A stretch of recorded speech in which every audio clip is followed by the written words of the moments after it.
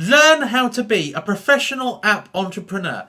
Build a startup. Learn advertising, marketing and distribution in this complete iOS app entrepreneur course. Tech startups are the most glamorous and exciting businesses around at the moment. I own one called Fruit Inc. And basically what we do is we create social media apps. And my best ever app, Slingshot, actually hit #1 in the charts. So app entrepreneurship is only going to get bigger and more popular as people come up with amazing ideas for apps. And you could be one of the people that joins this amazing group of app entrepreneurs. We've got Evan Spiegel, who created Snapchat. We've got Kevin Systrom, who created Instagram. We've got Jan Baum, who created WhatsApp. Dong Nguyen, who created Flappy Bird. And Michael Marcos, who created Ketchup. So by the end of this course, you will know how to name and form a company. You will know how to implement policies such as privacy policies, which will help you out if you get into any trouble.